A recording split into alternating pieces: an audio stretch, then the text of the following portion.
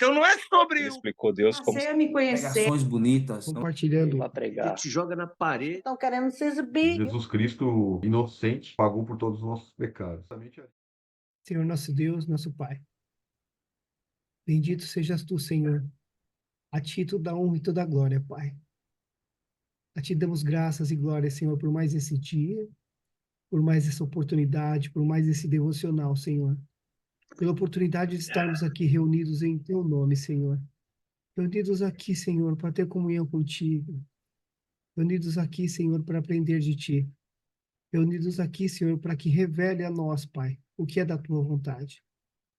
Esse livro sagrado, Senhor, foi inspirado por ti. É a tua palavra para nós, Senhor. E que o Senhor revele a nós conforme a tua vontade, o teu entendimento, a tua sabedoria. Que se achegue a nós, Senhor. Que o Senhor fale aos nossos corações. E que as tuas palavras, Senhor, penetrem profundamente em nossa alma, nosso espírito, transformando todo o nosso ser, Senhor. Que a partir do entendimento da sua palavra, Senhor, sejamos transformados. Sejamos transformados, Senhor, naquilo que mais agrada a ti, Pai. Que o Senhor se agrade de nós. Que sejamos capazes de alegrar a ti, Senhor. E de corresponder às tuas vontades, aos teus desejos, Pai. Transforme-nos, Senhor, em filhos obedientes, amorosos, bondosos. Que nosso coração se encha de amor, de alegria e de paz. E que estejamos ligados a ti, Senhor. Não só hoje, mas todo sempre. Pai, neste primeiro dia do ano de 2025, Senhor. Que assim começamos ligados a ti. Que estejamos ligados a ti durante todos os dias. Não só hoje, mas todo sempre, Pai. Que esse ano seja um ano abençoado por ti, Pai. Que esse ano o Senhor derrame toda a sua vontade, Pai. Toda a sorte de bênçãos que deseja para nós. Porque eu sei, Senhor, que o que queres para nós é muito melhor do que podemos imaginar. Que todas as crenças, Senhor, que nos limitam, que nos puxam para baixo, Senhor, que nos ligam a este mundo, Pai, sejam quebradas e derrubadas pela tua sabedoria, pelo teu poder, pelo teu Espírito Santo, Pai. E que um novo homem, uma nova mulher, um novo ser, um novo espírito, um novo corpo, uma nova alma, Senhor, nasça dentro de nós. E que através do testemunho, Senhor, dessa nossa mudança, dessa nossa vida, o Senhor possa alcançar outras vidas, Pai, para a tua honra e glória. Em nome do Senhor Jesus, Senhor, que eu te peço e te agradeço, Pai, que o Senhor conduza através do seu Espírito Santo o estudo de todo esse livro, Pai. Porque sem ti não somos capazes de compreendê-lo, Pai. Sem a tua direção, estamos perdidos, Senhor. Que não saia de nossa boca nada daquilo, Senhor, que é diferente do teu entendimento, da tua vontade, Pai. Que tenhamos, Senhor, o privilégio de receber do teu maná mais uma vez. E que ele nos transforme, alimente a nossa alma. Em nome do Pai, do Filho e do Espírito Santo. Muito obrigado, Senhor. Bendito sejas tu, Pai. Muito obrigado, Senhor. Amém. Amém, amados. Amém. Bom dia, Jurandir. A paz do Senhor, meu. Bom dia a todos. A graça e a paz do Senhor. Feliz ano novo a todos. Vamos lá. Feliz ano novo. Prazer em vê-lo a cores, Jurandir. Hoje nós vamos entrar em Apocalipse. Seja bem-vindo. Eu achei até que ia dar uma volta, que não ia entrar em Apocalipse agora, mas bora lá. Sabe que Tem coragem? Apocalipse que eu li tanto quanto quando você pega a Bíblia para ler toda, né? A gente frequentou muito tempo igreja que lia a Bíblia toda, então a gente desenvolveu o hábito, né, de ler a Bíblia toda. Então li tanto quanto todos, mas foi um dos que eu menos prestei atenção, para falar a verdade. Na hora de estudar, não é um dos que eu mais estudo, não, para ser sincero. Ele tá aí. Eu também falei para os meninos aí que eu não sou o. Como é que se diz? Eu tenho pouco conhecimento a respeito de Apocalipse, que eu pouco estudei sobre ele, né? Eu leio assim aleatoriamente, ouço a palavra e tal, mas nunca peguei ele para estudá-lo. Então eu até recomendei eles para a gente dar uma volta, né? Mas parece que eu fiquei analisando assim, ó, hoje é dia 1º de janeiro de 25 e terminou ontem, e começou hoje, e Apocalipse tem que começar, então eu acho que tem um mistério disso tudo aí, entendeu? Então vamos lá, porque Ora, aqui, Jurandir, eu acho que Deus vai revelar para nós aquilo que está oculto ao nosso entendimento. Eu acho que é aqui. Então vamos Amém. lá. Nós estamos em 5, vamos dividir aí 4 para cada um, tá bom? Começando por mim, depois o Jurandir, a Marineide, James e por último o Fábio, Samuel. Ok? Combinado? 4 para cada um. Que Combinado. são 20 versículos, né?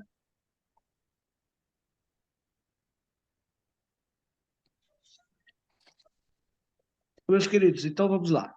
Apocalipse, primeiro.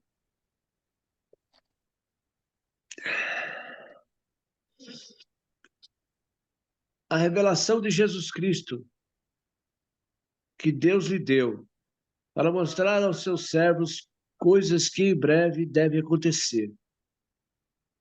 E ele a declarou enviando-a por meio do seu anjo e a seu servo João, que deu testemunho da palavra de Deus e do testemunho de Jesus Cristo e de todas as coisas que ele viu. Abençoado é aquele que lê e aquele que ouve as palavras desta profecia e guarda estas coisas que nela estão escritas, porque o tempo está próximo.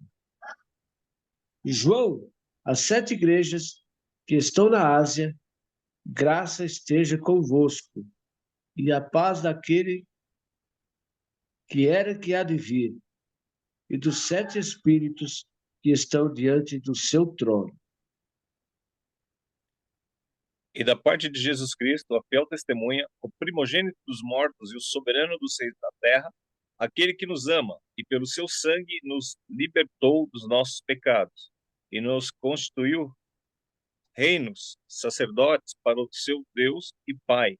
A ele a glória e o domínio para todo sempre. Amém. Eis que ele vem com as nuvens e todo olho verá, até mesmo aquele que os transpassaram, e todas as tribos da terra, e lamentarão por causa dele, certamente. Amém.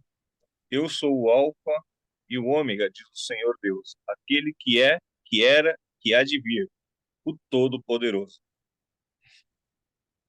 A visão de Jesus glorificado.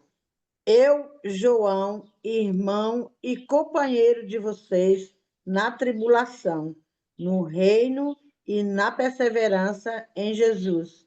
Estava na ilha chamada Patmos, por causa da palavra de Deus e do testemunho de Jesus.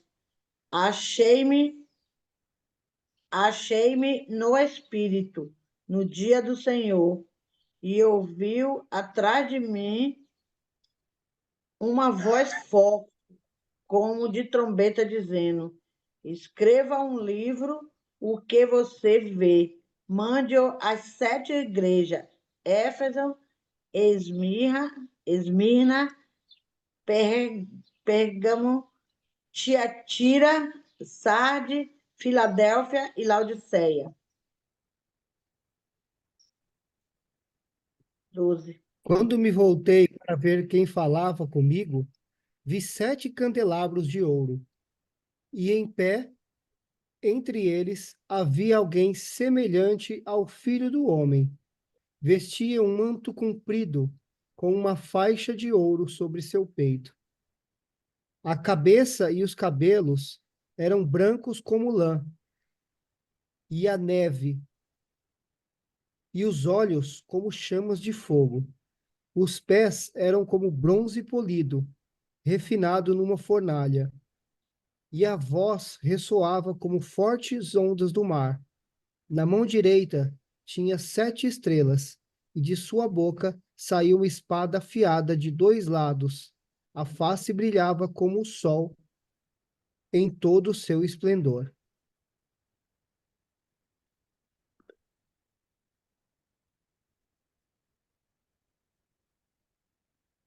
No 16. Terminei o 16, 17. Quando o vi, caí a seus pés, como morto. Porém, ele pôs sobre mim a mão direita, dizendo: Não temas, eu sou o primeiro e o último, e aquele que vive. Estive morto, mas eis que estou vivo pelos séculos dos séculos, e tenho as chaves da morte e do inferno. Escreve, pois, as coisas que viste, e as que são, e as que hão de acontecer depois destas. Quanto ao mistério das 7 estrelas que viste na minha mão direita e aos 7 candeiros de ouro. As 7 estrelas são os anjos das 7 igrejas, e os 7 candeiros são as 7 igrejas. Aleluia. Glória a Deus. Tá aí, amados, um livro que é a pura revelação.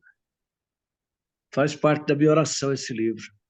Eu peço a Deus todos os dias, quando entro em oração, quando vou ler a palavra de Deus, que Deus me revele aquilo que está oculto ao meu entendimento.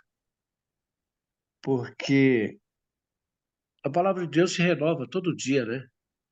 Todo instante. Cada vez que você lê ela, ela bate de frente com você, na maneira que você se encontra, na maneira que você está, na sua posição. E é interessante que não é só na sua, é na de todos que estão em volta de você, na de todos que ouvem juntamente com você, porque ela fala ao coração de cada um de acordo com a necessidade de cada um. Deus é tremendo nesse quesito, né? Eu quero dizer a vocês, amados, que ninguém fica sem resposta da parte de Deus.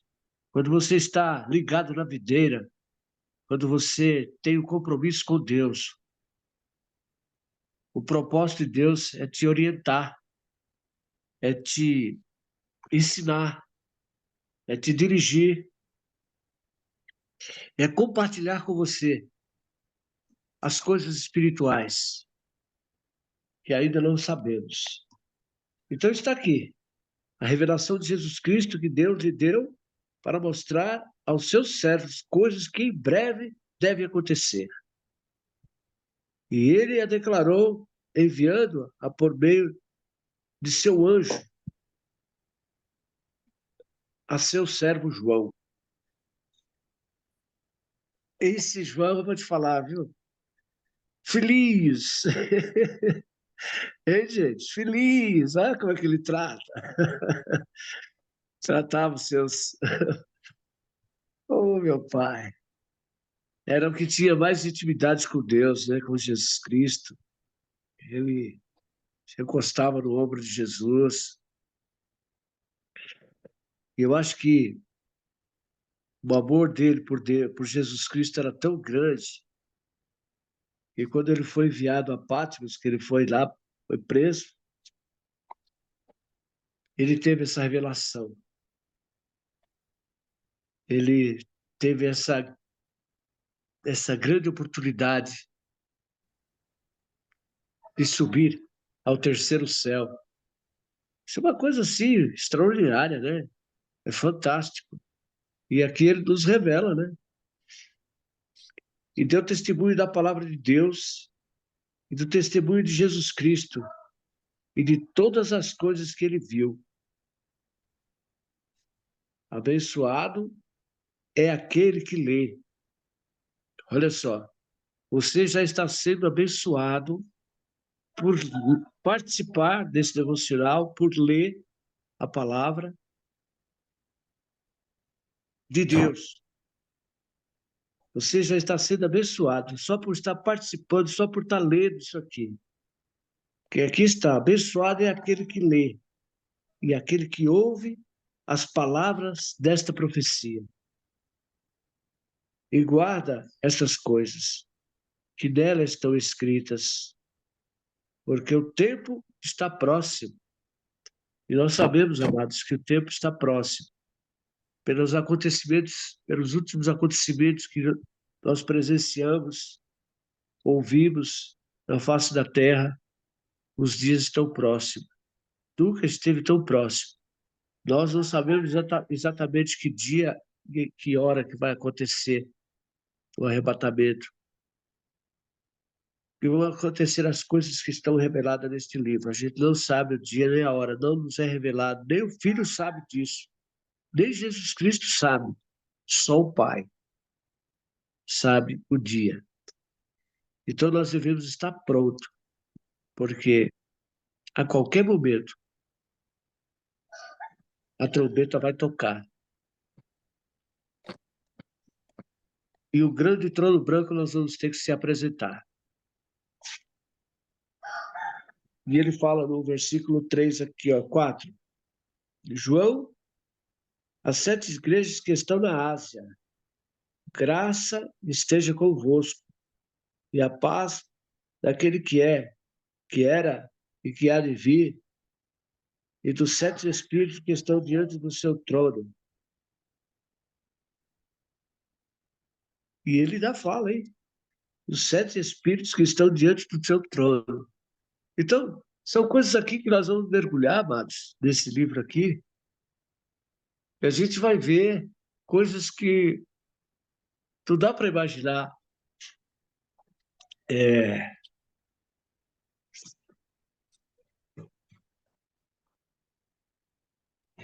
eu fico.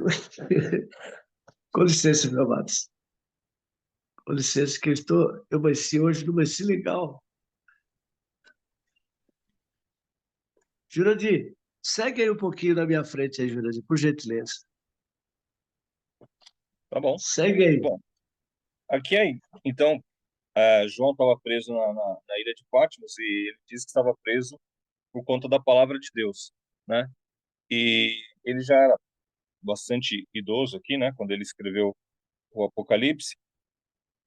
E ele escreve para 7 igrejas locais, né? Para igrejas existentes, para igrejas que estavam instituídas naquela localidade.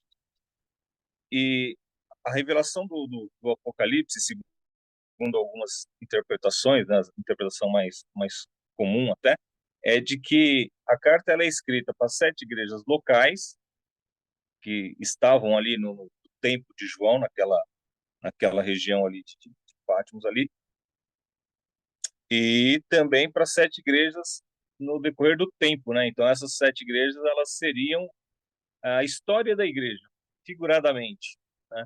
Então quando ele fala assim que ele está escrevendo para as igrejas para avisar o que haveria de acontecer e aconteceria em breve, tem essa interpretação de que é para aquele tempo dele em relação ao Império Romano, em relação à tratativa da época, né, do que aconteceria com as igrejas locais e a interpretação da história, né?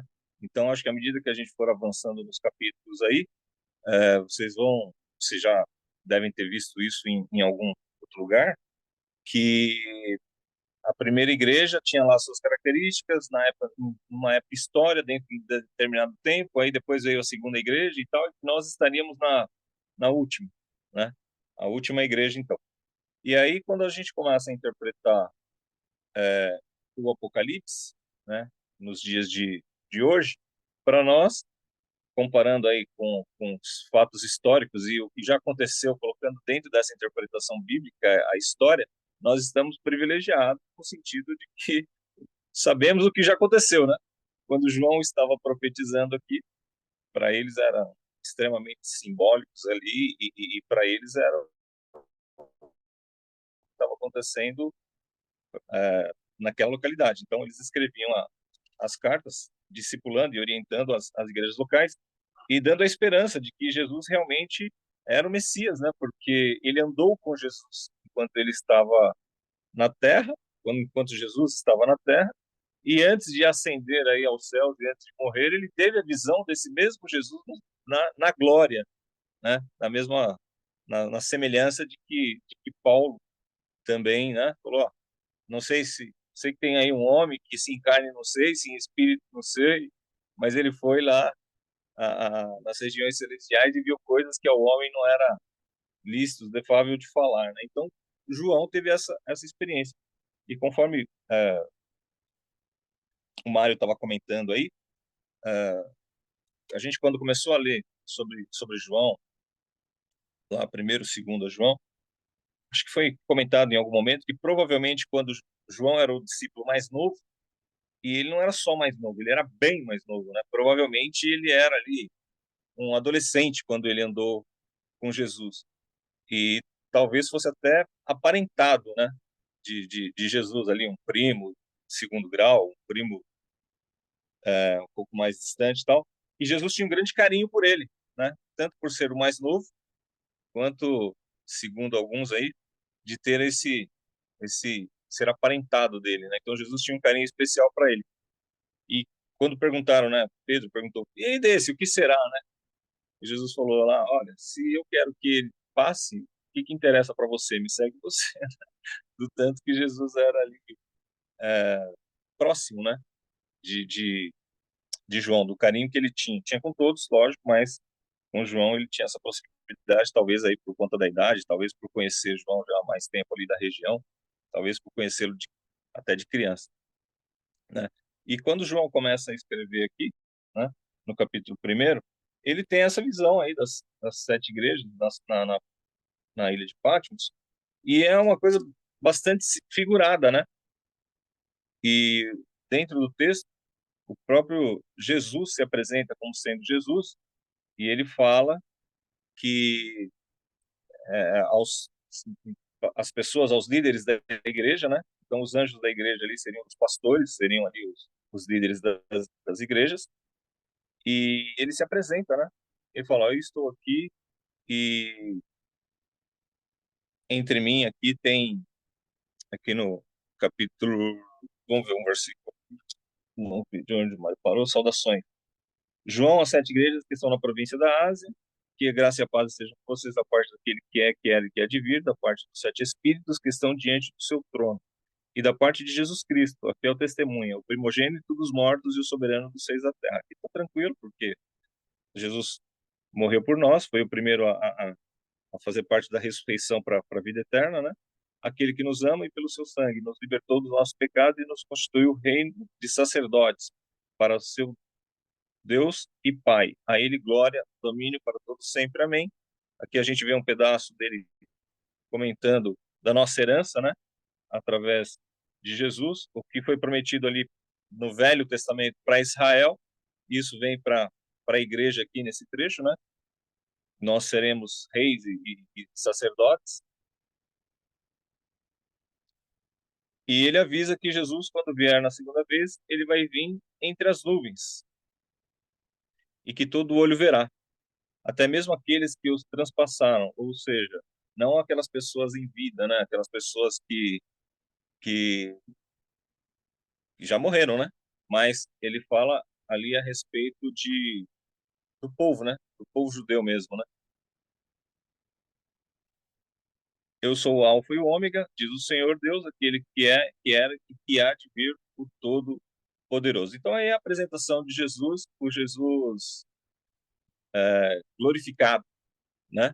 Então, João apresentou para nós lá no Evangelho o Jesus terreno, e aqui ele apresenta para a gente o Jesus glorificado, e, e ele nos traz aí, então, um pouco do que ele viu lá, né? Do que o próprio Jesus apresentou para ele. No verso 9, ele se apresenta aí, né? "Eu, João, irmão e companheiro de vocês da tribulação no reino e na perseverança em Jesus, estava na ilha de Patmos por causa da palavra de Deus ele estava preso ali, né? E achei-me no Espírito no dia do Senhor. O dia do Senhor, né, o pessoal fala, é o arrebatamento, né? Quando o Senhor vem para buscar a igreja dele. E aí ele teve a revelação de Deus, de Jesus, para que ele escrevesse tudo aquilo que ele iria contemplar, né? Então aqui, depois de ele já ter tido a visão, depois de já ter testemunhado as coisas que Jesus ia fazer, ele faz a introdução aqui, né? Olha, ele me mandou escrever um livro, então tudo que vocês vão ler aqui foi o que eu vi e escrevi porque ele mandou para as igrejas existentes, para as igrejas que estão aqui dentro da nossa região. E aí, segundo a interpretação dos textos, então, já de muito tempo, os teólogos, né, os historiadores lá, entenderam que aquilo não era só uma revelação para aquele momento, como já foi aí falado. E aí, então, ele diz, voltei-me para ver quem falava comigo, e ao me voltar, vi 7 candelabros de ouro, e no meio dos candelabros, um semelhante ao Filho do Homem, com vestes talares, cingido à altura do peito, com cinto de ouro. E aí ele vai descrevendo a cabeça e os cabelos dele eram brancos e algo como a neve, né? Tem até um cântico aí no meio da igreja que o pessoal diz isso, né? Os olhos eram como chama de fogo, os seus pés eram semelhantes a bronze polido. Aí cada parte dessa figura, né? Alguns eles dão uma interpretação do que seria cada aspecto desse, né? E o bronze polido, como que refinado numa fornalha. A voz era como o som de muitas águas. Na mão direita ele tinha 7 estrelas, da sua boca saía uma afiada espada de 2 gumes. É interessante que em outros textos a gente vê que a espada de 2 gumes, ela é capaz de separar a alma do espírito, né? Diz que ela é tão afiada que ela consegue separar a alma do espírito. Então, é a própria palavra, né, de Deus, né? E o seu rosto brilhava como o sol na sua força. Ao vê-lo, caí aos seus pés, como morto. Porém, ele pôs sobre mim a mão direita, dizendo: Não tenha medo. Eu sou o primeiro e o último, aquele que vive e estive morto. Mas eis que estou vivo para todo sempre. E tenho as chaves da morte e a chave do inferno. Escreva, pois, as coisas que você viu e que são e as que hão de acontecer depois dessas. Quanto ao mistério das 7 estrelas que você viu na minha mão direita e quanto aos 7 candelabros de ouro, as 7 estrelas são os anjos das 7 igrejas e os candelabros são as 7 igrejas. Então aqui alguns interpretam, né, exatamente isso, que os anjos aqui, eles seriam os próprios pastores das igrejas locais, né, para quem estava sendo escrita. E os candelabros seriam a própria igreja. Trazendo aí para essa visão atemporal, algumas pessoas, a gente falando de novo, né, do mundo espiritual em relação ao mundo natural, que os governos estariam debaixo da autoridade, né, espiritual, da influência espiritual, eles colocam aqui como anjos mesmo, né, como os anjos que estariam aí cuidando da igreja de Deus no decorrer do tempo aí. Então, aqui é a apresentação, né, é só introdutório para entrar realmente no livro de uma forma mais detalhada. Vocês têm alguma colocação até aqui? O Mário quer continuar? O que vocês têm alguma pergunta? Eu tenho, Jurandir. Você comentou no comecinho das 7 igrejas e que nós estaríamos na última. Você pode falar um pouquinho mais É, sobre isso, por favor? posso, né? É, eu não vou poder detalhar agora nesse momento, porque à medida que nós formos avançando nas cartas, quando cada um de nós formos estudar, vai olhar isso num detalhe, né? Então, essa é a parte introdutória. Mas, por exemplo, a primeira igreja aqui, né? Só para dar um gostinho, a carta da igreja de Éfeso, ao anjo da igreja de Éfeso, quer dizer, ao pastor da igreja, né? se escreve: essas coisas diz aquele que conserva na mão direita as 7 estrelas, ou seja, as igrejas, né? Que anda no meio dos 7 candelabros. Conheço as obras que você realiza, tanto o seu esforço como a sua perseverança. Sei que você não pode suportar os maus e que pôs a prova os que declaram apóstolos e não são. Só a primeira igreja podia fazer isso, né? E descobriu que são mentirosos. Você tem perseverança, suportou provas por causa do meu nome, sem esmorecer. Então, ali ele está dizendo a característica daquela primeira igreja, da igreja que era a igreja apostólica, e de como, após formada, ela avaliou a primeira liderança quando ela estava surgindo e as primeiras heresias com respeito a essa fé. Então, nesse sentido, é que se coloca como fato histórico. Quando chegar na carta da igreja de Esmirna, aí ela vai falar a respeito de um outro tempo da igreja, entendeu? Então ela vai servir para aquela igreja local, para aquela igreja terrena, para aquela igreja existente, né? Com o seu número de membros ali e tal, ali pelo ano 90, né? Mas também tem a interpretação de que no decorrer da história ela seria aí, sei lá, pelo ano 300, pelo ano 400. Aí, à medida que for se estudar cada carta dessa, cada um de nós aí, né, quando for fazer a sua meditação sobre esse texto, vai colocar dentro da linha do tempo. Então, se você pegar uma linha do tempo, quando Jesus morreu, né, ele abriu um parênteses que a gente chama de parênteses da graça, não é isso? Então, até então, Israel era quem estava conduzindo ali a história na espiritualidade, quem era a quem Deus estava usando ali, que estava esperando o Messias e tal. Como o Messias já veio, o pessoal chama de parênteses da graça. Abriu um parênteses e Deus está tratando agora na história através da igreja. E a igreja, né, vai fechar isso quando ela for arrebatada, e aí Deus vai começar a tratar com o povo de novo, como ele tratava no Velho Testamento, ali como ele tratava através do povo de Israel. Então é por isso que o pessoal fala, nós estamos no parênteses da graça, né?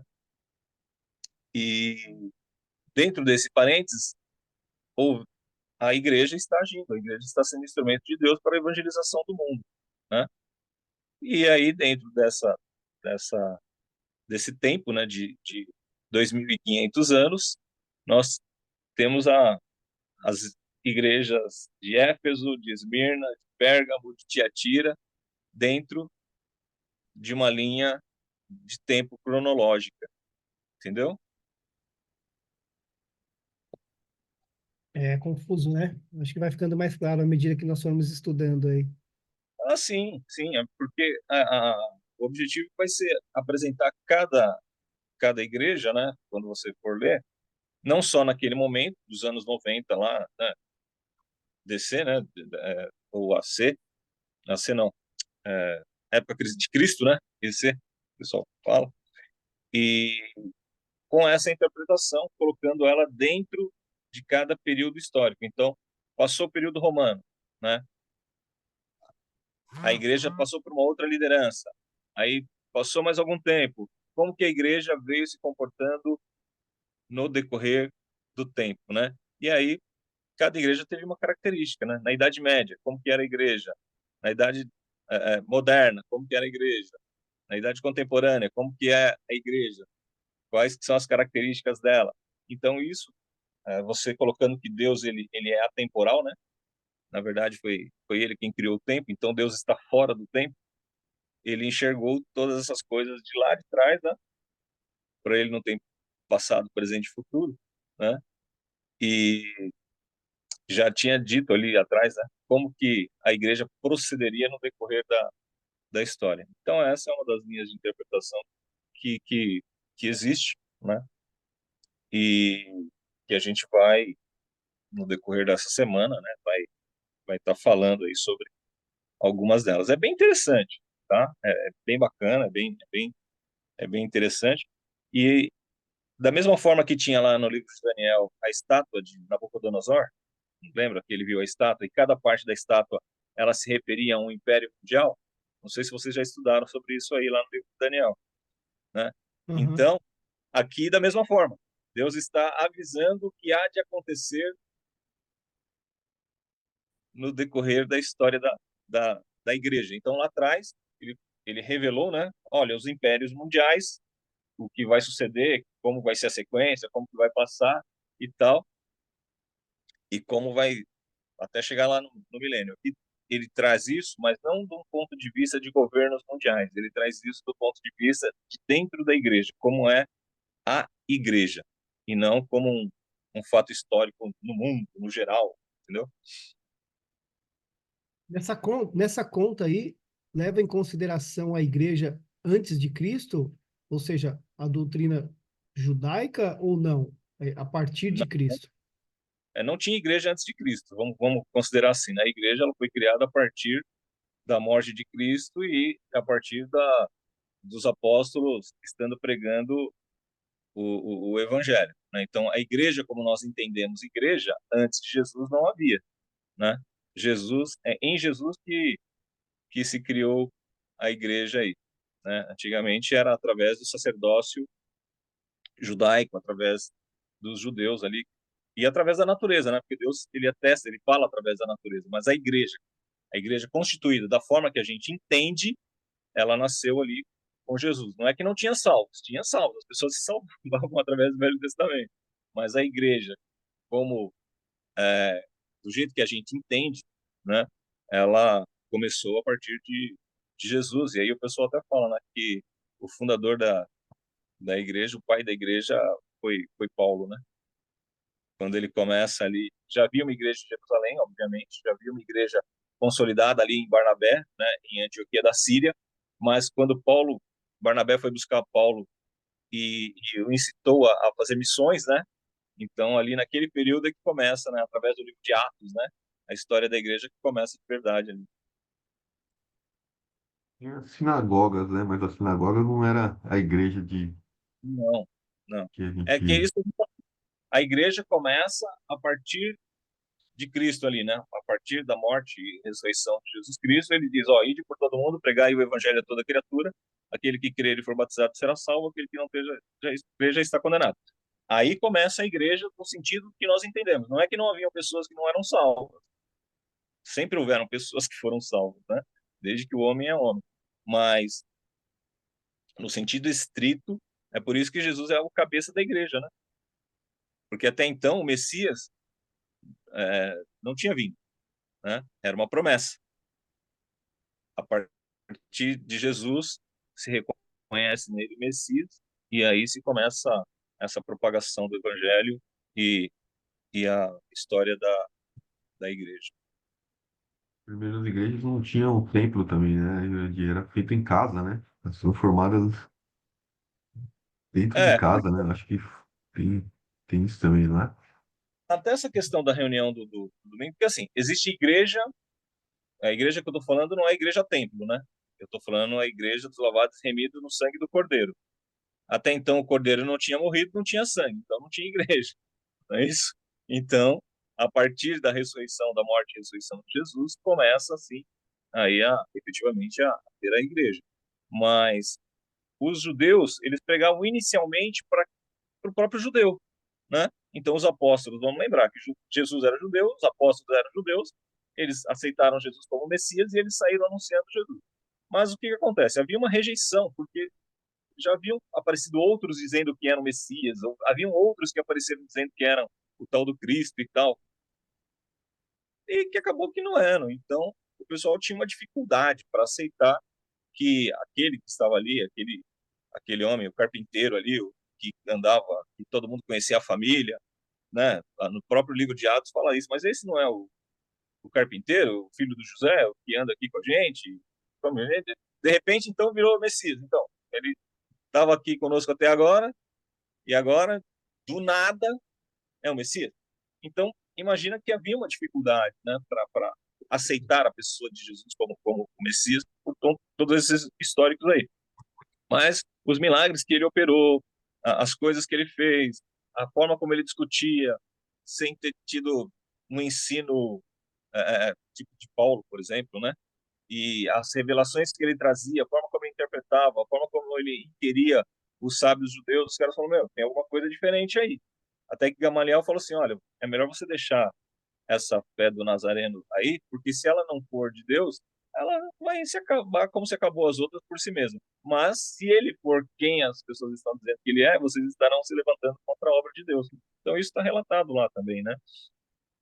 Então eles pregavam na sinagoga, as pessoas que aceitavam que Jesus era o Messias não dava para ficar na mesma sinagoga, né?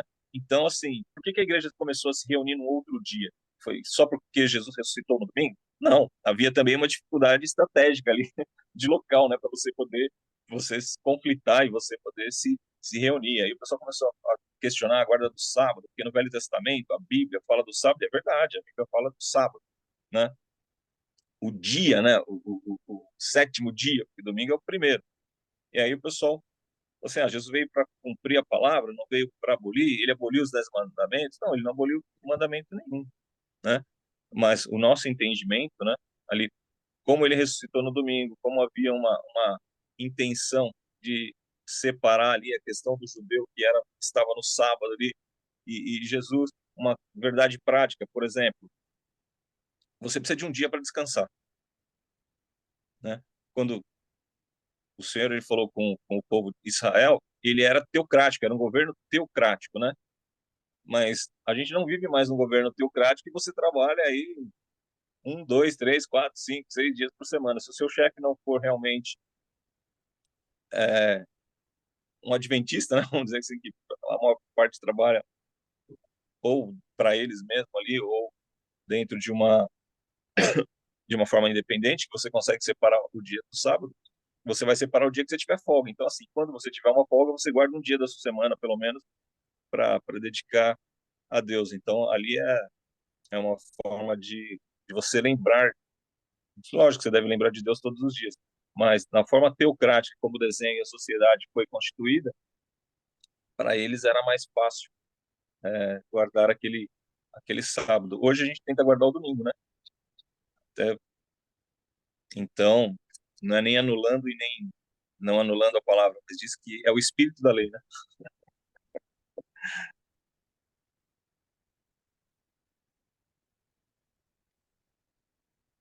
Eu não Eu sei se o ia, Mário está por aí, sumiu. Vocês querem fazer algum outro comentário? Outra dúvida tô dentro do olhando aqui texto? algum significado de algumas palavras aqui.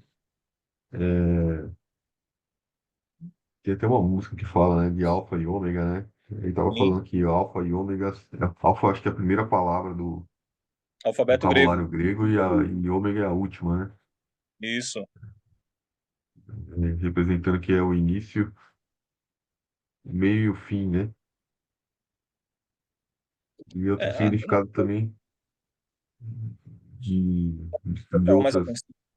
Fábio, não sei se você tem na sua Bíblia, que essa Bíblia que eu estou usando aqui é uma Bíblia comum, não é uma Bíblia de estudo mesmo, né?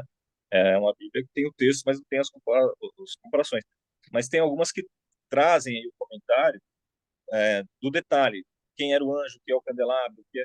Então, na- provavelmente no sábado, né, que eu estarei com vocês no sábado, eu não sei nem que capítulo que estará, mas é interessante dar uma olhada e trazer esse significado aí e voltar de repente um pouco e comentar mais sobre esse simbolismo, né, sobre essa simbologia, porque aqui ele está colocado como uma figura, né, do que João viu, mas no decorrer do tempo e é, foi se desmembrando isso, né, e da mesma forma que tem lá a estátua de Nabucodonosor que a gente falou aí, que as pessoas desmembraram também, foi colocando o significado de cada item, que de cabeça, assim, de bate-pronto, eu não me recordo de todos, né?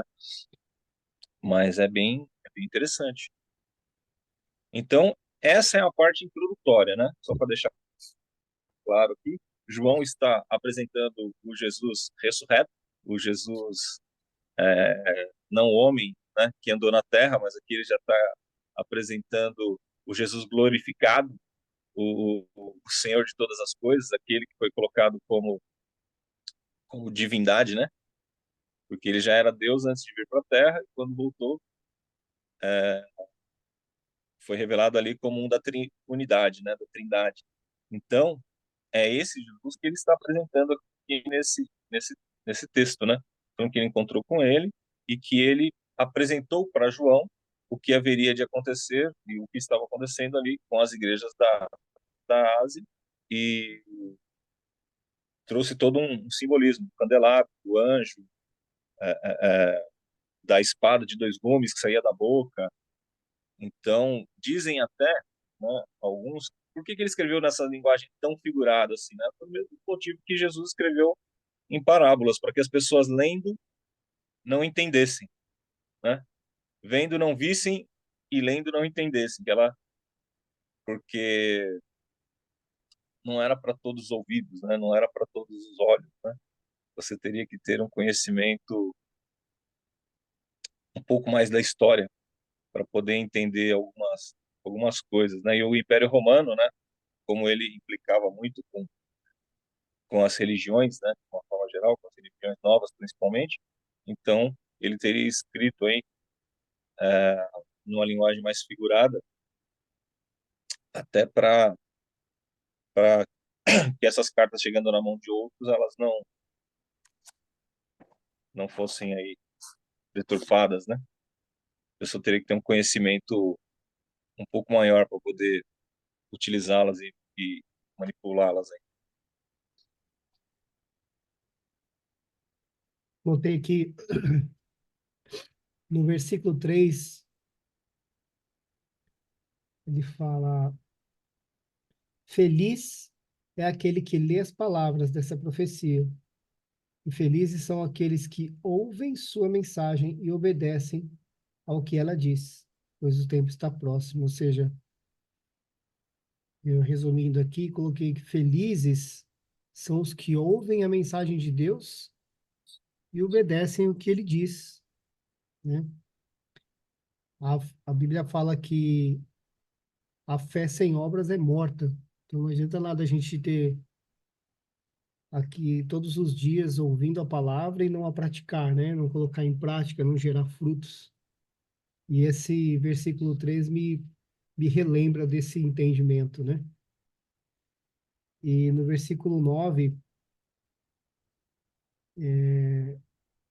entendo que Jesus nos chama à perseverança. Várias passagens na Bíblia, Jesus cita para perseverarmos, né? Porque nós estamos o tempo todo sendo tentados, o tempo todo sendo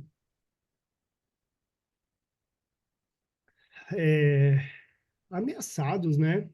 De tudo quanto é lado, informação de tudo quanto é lado, e, enfim, distrações. Então, nós precisamos perseverar, perseverar na fé, perseverar em tudo aquilo que a gente busca. A perseverança é uma chave para que a gente consiga alcançar aquilo que a gente quer em todos os sentidos, né? E na nossa salvação, na purificação do nosso ser, né, da nossa alma, não é diferente. Precisamos perseverar nessa busca, nesse objetivo, né, para que a gente possa alcançar. Então, esse capítulo, além de todas essas mensagens aí que nós falamos, ela me traz também essas mensagens aqui de perseverança, de ouvir e obedecer. Amém? Sabe que uma das coisas interessantes a respeito da palavra, para mim, né? Isso, tô falando eu, Jurandir. Quando a gente tinha lá a serviço de escola dominical, você, antes do texto, né? Você tinha lá o texto áureo, né? O que era o texto áureo, né? Você, por exemplo, nós estamos lendo aqui todo esse capítulo, né? Do livro de João, primeiro capítulo. Aí a pessoa vai falar assim, o texto áureo é aquele texto que mais te chama a atenção. É aquele texto que é o coração do, do, do capítulo, né? Se você falar assim, o que te chamou mais atenção aqui nesse capítulo aqui, o que te chamou mais atenção, né? Aí você vai falar assim, cara, o que me chamou mais atenção, o texto de ouro aqui, o que resume o capítulo é esse texto, é esse versículo, né? Aí a pessoa fala assim, beleza, então esse é o texto de ouro, né? A gente já falou aqui algumas vezes. Tem algumas pessoas que discordam, mas se você pegar o texto áureo da Bíblia, João 3,16, aqui, né? Normalmente quando você vai estudar com um novo convertido, a pessoa nós damos o Evangelho de João, para ela começar pelo Evangelho de João, né? o evangelho do amor, o evangelho escrito numa linguagem mais fluida, mais simples, porque Deus amou o mundo de tal maneira que deu seu Filho unigênito para todo aquele que nele crê não pereça, mas tenha a vida eterna. Ou Romanos, né? Tem alguns que vão lá para Romanos e pegam um texto lá. Não, esse é o texto de hoje. Mas qual que é a verdade prática, né? Aí, o que é a verdade prática do texto? É como esse texto se aplica nos nossos dias. Como é que eu posso viver essa realidade no meu dia hoje? Entendeu? Então, todas as vezes que você vai ministrar, o que a gente é orientado a ministrar, a pessoa, ela sempre diz isso, né? Ela fala, escuta, quando você fechar o pacote, né? Porque aqui a gente pode, né, raciocinar sobre muitas coisas, falar sobre muitas coisas, mas quando você lê o texto do capítulo 1 aqui, você tem que fechar aquele pensamento, não pode ficar muita ponta solta, né? Então, mas como é que o camarada pode aplicar isso no seu dia a dia, hoje, no dia de hoje? Como é que você pode aplicar? Então, essa é a verdade prática, entendeu? Então, você pega o texto áureo e você fala assim, poxa, que texto maravilhoso, né? De repente, o versículo áureo aqui, primeiro você pode fazer um exercício com tudo que você lê. Você fala assim, meu, eu acho que é aqui quando Jesus se apresenta para João e fala que eu sou o alfa, o ômega, o princípio e o fim, né? O todo-poderoso, né? Aí você fala assim, para mim o texto de ouro pode ter sido um pouco diferente, pode ser outro, mas tudo bem. Mas qual que é a verdade prática? Como é que você aplica isso aqui na sua vida, né? Então, essa é a função, né? Nossa, nos dias de hoje. É por isso que algumas pessoas elas não gostam do Velho Testamento, né? Não é que não gostam, mas as pessoas falam, não, eu acho que é perda de tempo. Infelizmente, eu já ouvi algumas pessoas dizendo isso. Eu acho que é perda de tempo. O pregador ir lá no culto, ele tem a oportunidade para pregar, ele pregar no Velho Testamento, ele tem que anunciar Jesus, entendeu? Porque Jesus é que é a salvação. Para que vai pregar sobre Velho Testamento lá no culto, né? Então é como se ele rasgasse o Velho Testamento e só pregasse o Novo Testamento. Aí você fala assim, então, você tem essa impressão porque você não tem a aplicação da verdade prática no seu sermão, né? Porque se você está pregando, toda a palavra é inspirada por Deus e útil para o ensino, para a correção. Se você pregou, mas você trouxe a verdade prática, você fala assim, irmão, isso aqui é isso, e nós devemos usar assim, assim, assado, aqueles homens passaram por isso, nós da mesma forma passamos hoje, assim, entendeu? Então, às vezes, a pessoa sai da igreja meio que voando, né? Porque não houve aplicação da verdade prática, né? Como que você pode usar isso no seu dia a dia? E outra, né? Na linguagem de quem está ouvindo, né? Antigamente a missa era rezada em latim, você ia, voltava, não entendia nada, né?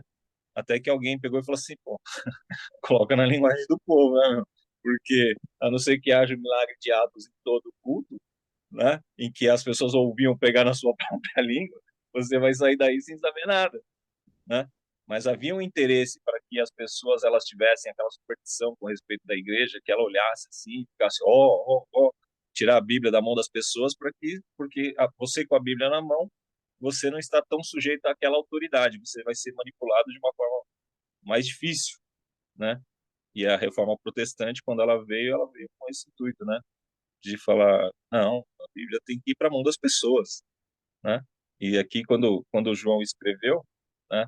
Você vê que ele orienta as pessoas a estudarem, ele orienta as pessoas a lerem, ele orienta as pessoas a se aprofundarem no conhecimento, né? E aí, com a desculpa de que haveriam muitas heresias, de que as pessoas não saberiam interpretar, porque as pessoas não tinham cultura e não tinham ensino, então tira a Bíblia da mão das pessoas. Com essa desculpa, a igreja monopolizou durante séculos, né, a leitura da palavra, né? E aí até que veio um movimento e devolveu a palavra, né, para a mão do povo, para a mão daqueles por quem Jesus morreu. Então, vamos dedicar atenção a isso, né? Qual que é a verdade prática do que eu estou lendo? De que forma que eu posso aplicar isso na minha vida? Aconteceu lá há 2.000 anos, aconteceu há 4.000 anos, aconteceu há 6.000 anos. De que forma que isso pode fazer diferença na minha vida hoje, né? E é uma dificuldade que a gente tem, às vezes, com a família, às vezes com quem a gente, alguns colegas, alguns irmãos de igreja, às vezes, né? Porque não é todo mundo que tem esse amor pela palavra, não é todo mundo que tem o interesse de estudar a palavra, E no dia a dia, as pessoas querem mais um Deus para que sirva a elas do que para elas servirem, né? Então, se eu não conheço a palavra, isso não me dói na consciência, porque eu vivo do jeito que eu quiser e quando dá ruim eu peço para Deus me ajudar aqui. Mas aí você fala assim, mas, cara, qual que é a essência da palavra? O que que o Senhor diz sobre isso? Como você pode corrigir a sua vida? Então, aqui, no livro de Apocalipse, a gente vai estudar as igrejas, essa é a verdade prática, né? Havia uma revelação para a igreja de então, que estava sob o domínio do Império Romano, e algumas coisas que iam acontecer para aquela igreja, naquela localidade, naquele tempo. E João estava revelando isso para aquelas pessoas. E existe a interpretação histórica, que é para a igreja no decorrer dos anos, né? E aqui, essa parte introdutória, né, da ascensão de Jesus, de que ele é o Alfa e o Ômega, o Todo-Poderoso, que tem a espada de dois gumes, aquele que está falando aos pastores das igrejas, está falando às igrejas, e está se revelando e revelando o que há de acontecer até o fim da história do ponto de vista eclesiástico, né? Mais um comentário? Mário, você quer retomar aí? Eu não vi você aí, né? E aí acabei tomando o seu tempo. Para variar, como se eu nunca fizesse isso, né? Eu tento me controlar, eu juro, Matheus. Você, de todos aqui, Jurandir, você é o mais apropriado para falar um pouquinho a respeito do Apocalipse. Eu não sou a pessoa certa para divulgar, não. Eu só preciso dizer para você que Deus determinou um dia em que julgará o mundo. E eis o grande trono branco. O juiz está sentado, dá como tempo esgotado o tempo da humanidade. E de repente, em meio a um espantoso silêncio, os mortos aparecem. Pecadores grandes e pequenos de todas tribos, de povos, nações, raças, né? Vindo de campos de batalha, de rios, mares e dos inumeráveis cemitérios intimados a comparecer perante o trono do Senhor. Chegou o dia do terrível juízo final. Cada um dará conta de si a Deus, né? Face a face. Será um encontro pessoal, né? Obrigatório e decisivo também, onde ninguém vai levar nada, né? Tudo vai ficar aí. Aí serão avaliados todos os pensamentos, palavras, obras, atitudes, ações. Uma coisa eu digo, só Jesus pode nos livrar dessa condenação eterna. Então ele fala lá em Mateus 11:28 e Lucas 13:3, vinde a mim, todos os que estáis cansados e oprimidos, e eu vos aliviarei. Então, a minha palavra é que, para quem vai ouvir esse devocional, que ainda não aceitou Jesus, aceite-o enquanto é tempo. Reconheçam que Ele é o Senhor. E que não há outro caminho. Porque o dia vai chegar. O dia vai chegar. Quando você estava falando, Jurandir, eu saí daí de casa e vim aqui buscar minha filha aqui em Ouro Fino, na clínica aqui. Uhum. Então eu não pude escutar direito, mas eu vou, depois que o Flávio não, o Fábio colocar o devocional, vou escutar aí o que você falou, o que vocês falaram aí. É, Hoje eu, não me foi possível. eu não vou estar participando, né, durante esses 2 dias aí, né? Mas eu recomendaria, né, que se dividisse esse capítulo 2 e o 3, né, que está falando das igrejas, é muito assunto, né? Então, no máximo 2 igrejas para cada pessoa. Porque É, senão vocês não vão conseguir dedicar, eu acho, né? Porque se você começa a falar da igreja daquele tempo e a revelação futura, ele toma muito tempo, né? Eu acho. Quer dizer, de qualquer forma, se não for não dando tempo, você vai estendendo sem pressa de terminar, né? Eu acho que também Então, a gente decidiu o Apocalipse ontem, praticamente. E é fim de ano, né, meu? A correria, né? Não deu tempo de eu me colocar na posição direitinho, entendeu? De poder é, estudar e pesquisar alguma coisa. Então eu tinha pouco a agregar, pouco conhecimento a agregar. Mas a partir de amanhã em diante, a gente já começa a estudar, pegar alguns livros aqui, entrar na internet e procurar alguma resposta mais é, isso. apropriada, né? Para poder Eu acho que passar para os irmãos. e sem o compromisso de acabar o capítulo, né? Você começa, vai desenrolando aí até onde Sem tempo de chega. terminar. É isso que eu penso, né? Nada de, É. hoje é um, amanhã é o dois, o três, não. Tem que, O Fábio, que é tem que o monitor aí, que pode falar mais de forma apropriada, né? Eu deixo só o conselho.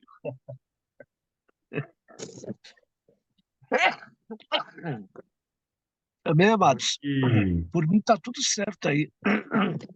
eu não queria deixar essa responsabilidade em cima dos seus ombros, Samuel. Eu não queria que você ficasse sentindo cobrado por isso. Acho que o senhor Jurandir falou aí, a gente lendo e juntos a gente ia avançando. Quando a gente achar que a gente meditou o suficiente, que a gente digeriu o suficiente aquele capítulo, a gente avança.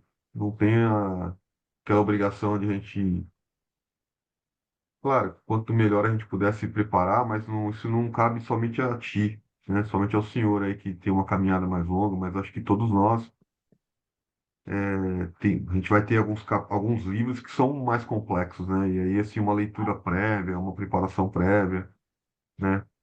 É bom que todo mundo faça isso, né? Quando possível, né? Eu sei que também não é sempre que é possível, né? O livro de Romanos, por exemplo, eu lembro que passei por ele e foi um livro que o texto é bem elaborado, né? Um texto difícil de entendimento, né? Então, precisa ter uma meditação em cima mesmo para que você possa desfrutar melhor do texto, né? Ter uma compreensão maior do texto, né? Eu imagino que Apocalipse talvez seja algo parecido, né? Porque eu estou vendo aqui já início trazendo aqui bastante referências, né? O bronze, o ouro, a estrela, né? Tem bastante significado, né? Então, mas Sim, hoje em sim. dia a gente tem bastante ferramentas também que nos ajudam, né? A própria internet, hoje tem o chat GPT que auxilia de alguma forma, né? E, e outra, essa é a primeira leitura de Apocalipse, né? Terão outros, né? Sim, sim. Teremos outras oportunidades aí, né? A gente só está começando, né? Acho que é isso que você está comentando mesmo. O ideal, né? É ir no ritmo normal, né? Sem forçar, ir no ritmo normal, né? Então, E porque essa o livro de verdade prática. Apocalipse nos leva lá em Daniel também, nos leva lá em Jó, em Mateus. Então leva no Salmo, em Deuteronômio. Por isso que eu acho que é importante a gente começar lá do comecinho, né? Porque o livro, ele leva a vários capítulos, entendeu? É Timóteo, é Deuteronômio, é Atos, é Êxodo, tudo está incluído no livro de Apocalipse, inclusive Daniel, Outra, né? uma, uma outra possibilidade também, Somário, a gente tomou uma decisão agora também, porque esses dias a gente ficou na dúvida, né? Se a gente ia para o capítulo de Mateus, se a gente ia para Gênesis. E aí, como não tinha, assim, direcionamento, a gente estava, né? E Tava aí, só mais 4 antes, né? vamos seguir por Apocalipse e acabar, mas de repente, se a gente achar aqui hoje que, não, olha, Apocalipse tem muita referência da Bíblia inteira, porque é um contexto, né? mais amplo, que não é só, que na verdade eu, o James talvez um pouco mais, mas eu tenho um conhecimento, meu conhecimento praticamente é do Novo Testamento, né? Mas de repente a gente pode partir para Gênesis, falar, ó, vamos para Gênesis, deixar para Apocalipse mais lá na frente, para o final do ano, quando a gente já tivesse vazamento, né? E aí acho que todo mundo vai estar mais ou menos com um nível mais apropriado para poder mergulhar em Apocalipse, e aí eu acho que também tudo bem, acho que não tem problema. É, Se eu os sou dessa eventos acharem opinião que é aí. mais adequado, vamos embora para Gênesis e a gente, né, parte dali, sem problema. Sim, Ô, Fábio, com licença. Você já pensou, você estuda o ano inteiro. Você já pensou de você pular a última prova porque está difícil, porque você não vai chegar? Assim é a palavra de Deus, a gente não pode pular. Chegamos em Apocalipse. Então a gente aprende e a gente vai conseguir fazer a nossa prova no final, porque é passo a passo. Hoje foi o primeiro capítulo, aí virá o outro amanhã e a gente vai seguindo, a gente vai aprendendo do Senhor. A gente não pode pular, na minha opinião, a gente não pode pular Apocalipse. Vamos levar, não é um bicho de sete cabeças. É a palavra de Deus nos revelando o que é cabível a nós, porque está escrito na palavra aqui. O que foi revelado é cabível a nós. Só não é cabível a nós o que não foi revelado. Eu tenho pessoas que me fazem cada pergunta que eu só dou a resposta sim. O que foi cabível a mim, eu posso te orientar, te ensinar. E o que não, o que foi revelado, foi revelado. E o que não foi revelado a nós só cabe a Deus. Então vamos estudar como que a gente fosse estudar um ano para poder passar na prova. É assim que eu acho. Se vocês não concordar comigo, eu aceito também. Mas eu acho que a gente não deve pular, porque aqui é a revelação de João em Apocalipse para nós. Quando o Baby Consuelo, não sei se vocês conhecem, veio aqui para Salvador, no dia da festa de carnaval, Ivete Sangalo blasfemou de Apocalipse. Ela não queria nem ouvir falar de Apocalipse. E ela disse que ela não estava nem aí, que ela ia macetar Apocalipse e que não sei o quê, que bababá, que de fossa. Aconteceu o quê? A mão de Deus pesou sobre ela, porque Apocalipse é a revelação de Deus, né? Deus, ele revelou para nós o que devemos aprender. Nós não temos que temer o que vai estar escrito em Apocalipse. Nós temos que temer de pecar contra Deus, contra o Espírito Santo de Deus. Deixa Apocalipse acontecer, está registrado. E agora nós vamos aprender um pouquinho de um pouquinho de outro, e a gente aprende e a gente vai passar na prova. Vamos, nem que a gente fique um ano estudando Apocalipse, mas que a gente vai passar, a gente vai passar. Quando a perseverança está aqui em João, quando ele foi para Pátima, ele foi perseverante, Deus foi dando. Imagine João recebendo as revelações. Imagine João, essa responsabilidade que Deus deu para ele, para ser registrado, para que nós estivéssemos falando agora. Oh, glória a Deus. Que o nome do Senhor seja glorificado sempre. Vamos dar continuidade? Sim, né? Vamos dar continuidade, vamos aprender um coisa aos outros. Aqui não tem mestre ou sobремestre, nem. Não, aqui tem servos do Senhor que aprendem segundo o Espírito Santo de Deus. Não vai ter nada de monstruoso aqui, não. Aqui é a revelação de Deus para nós. E vamos receber em nome de Jesus. Amém? Obrigada, desculpa. Amém.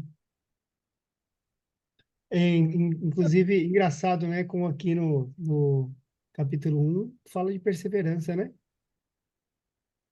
Não, eu acho o O seguinte, que vocês decidirem também, tá tudo naquela bem, época, naquela mas época leu. Pode continuar. e Não continuar ou não continuar, né? O problema é isso que a gente está falando. A pessoa sentir-se confortável por poder buscar melhor essas referências para poder usufruir melhor do, do, do processo, né? Mas, de fato, não é nada diferente de qualquer outro livro que já se leu. como ele tem algumas referências mais figuradas, né, dá um pouquinho mais de trabalho, mas não é nada de é, é, é tranquilo, não é um bicho de 7 cabeças, não. A gente lê ele agora, depois lê ele depois de novo. Porque a gente passar a Bíblia inteira, a gente volta nele de novo. E É, outra, se ficou algum detalhe que não conseguiu tirar naquele momento, tira no outro dia. é. Você vê como Paulo Vieira. Paulo Vieira, ele dá um treinamento para nós que a gente chega. Eu mesmo cheguei lá, sabe? Despida, literalmente falando, das coisas de Deus. E ali dentro de 4 dias, aquilo ali, para mim, deveria ser um século para mim chegar. Mas dentro de 4 dias, você absorve muita coisa boa no CIS. E você sai dali renovado, você sai dali querendo receber logo o seu troféu.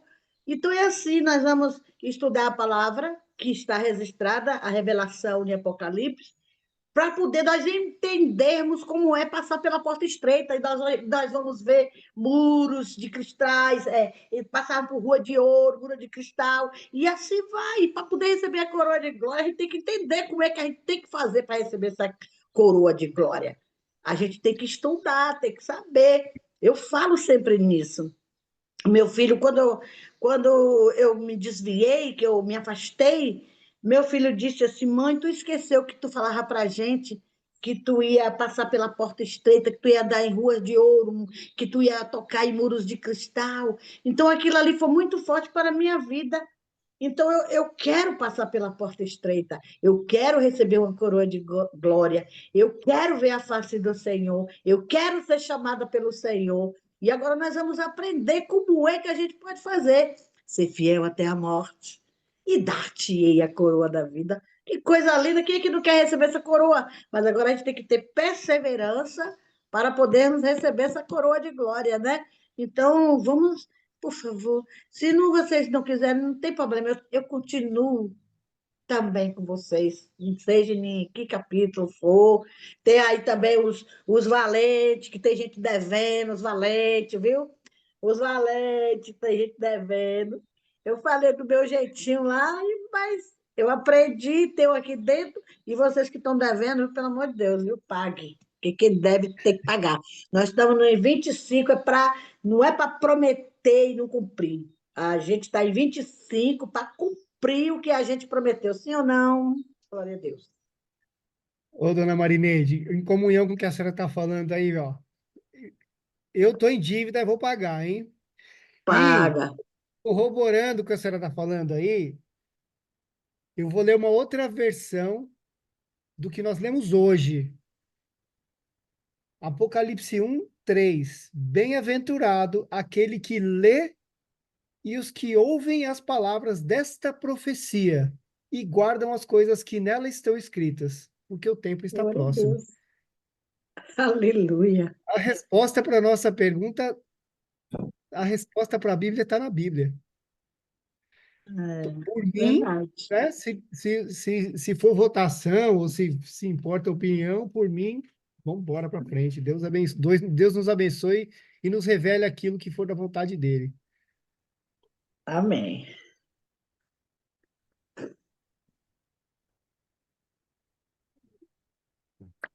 Quem traz amanhã, seu Mário? O Mário tá Em dormindo ali. oração. Ele está dirigindo, né? Tá no mudo, Ele deve pai. Ele está no estar. mundo. Se alguém quer se voluntariar aí para trazer amanhã. Amanhã, que eu estou vendo aqui, vai trazer, já falando de citando Éfeso, 4 igrejas amanhã vai falar, né? James, quer dividir comigo? Você fala os dois primeiros, eu falo as outras duas?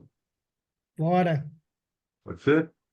Tamo Aí a junto. gente faz um mergulho aí nessas duas, nessas 4 aí.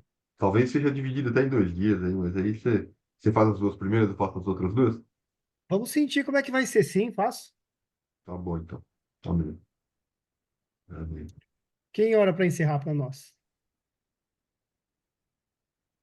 Eu acho que a dona Marineide, ela tá empolgada ali já, né? Vamos, Opa, Eu quero botar meu filho no meu lugar aí para poder ele falar. Meu filho Estou tem uma aqui. unção de Deus. Não é porque é meu filho, não, mas meu filho tem uma unção também. Meu filho, Deus é lindo.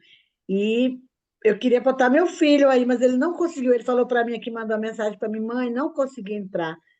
Vou Então, conectar com ele mais vou tarde, ver conversar, se eu consigo colocar ele pelo menos. conversa com ele, Fábio, porque meu filho é assim, sabe?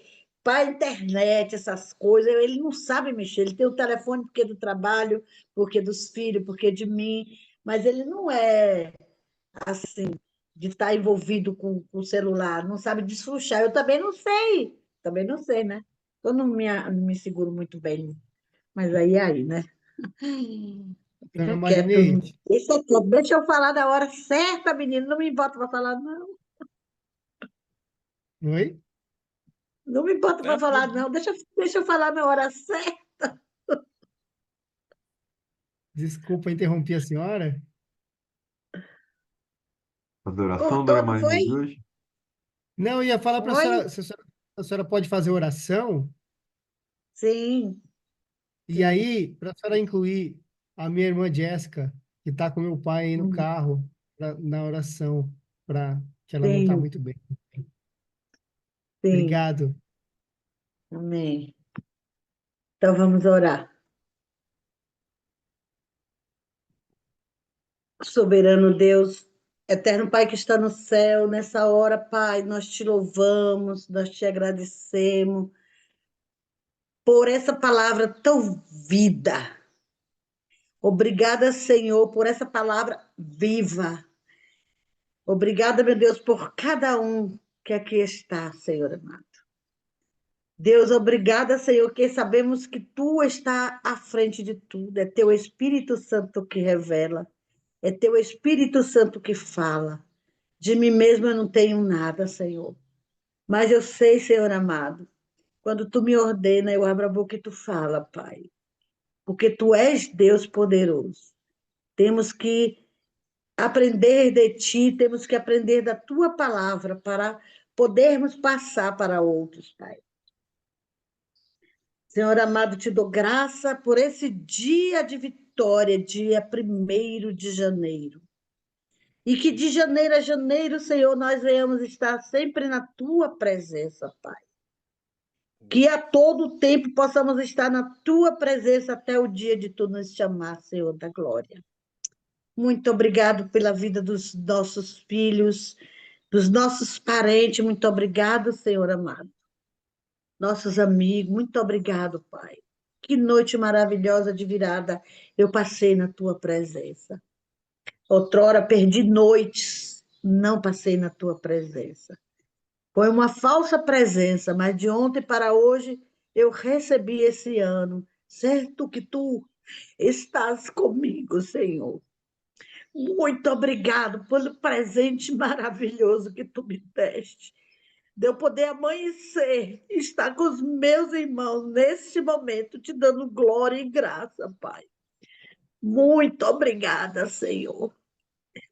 E agora, Senhor, eu te peço humildemente que tu estenda tua mão poderosa, Senhor, sobre a Jéssica. Deus, tu sabe onde é que está a dor, tu sabe, Senhor, onde é que está a enfermidade, Senhor.